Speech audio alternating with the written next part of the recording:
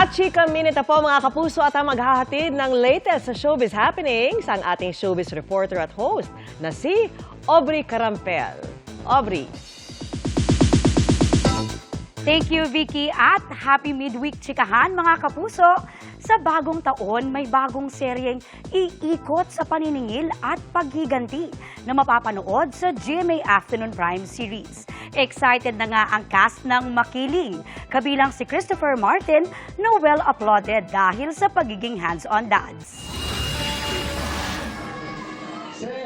Larawan ng isang doting dad si Christopher Martin na punong abala sa 7th birthday ng anak niyang si Praise. Present sa party ang twin hearts at showbiz friends ni Christopher, kabilang sina Barbie Forteza, Jack Roberto, Paul Salas, Mikey Quintos, El Villanueva at Derek Monasterio.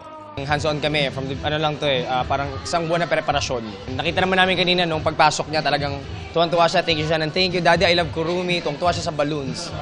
Pagkaraan nilang magsama sa Twin Hearts, ngayon lang muling magsasama sa isang series sina Derek at Christopher kasama si Elle sa Makiling. Ang Makiling, ang pinaghirap, Diyos ko.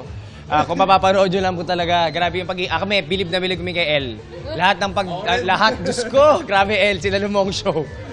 Sinalo talaga niya, promise. Kung may i-comment ako dito, walang iba kundi si Elle. Continuous pa din po yung pag-workshop namin. Focus lang po muna kami talaga sa show ngayon kasi hanggang March pa po kami, alam ko magte-taping dito eh.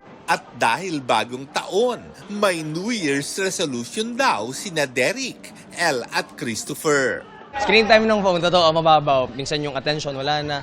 Yung sa family, napansin ko po kasi na parang ang daming times na hindi ko na sila nakasama. Meron kami sa career, meron kami sa personal life, meron kami sa relationship, meron kami sa business, meron kami sa investments. At dahil New Year kulitan daw, humiling sina Derek, Christopher at Elle na sila ang magsabi ng standard kong linya sa aking report.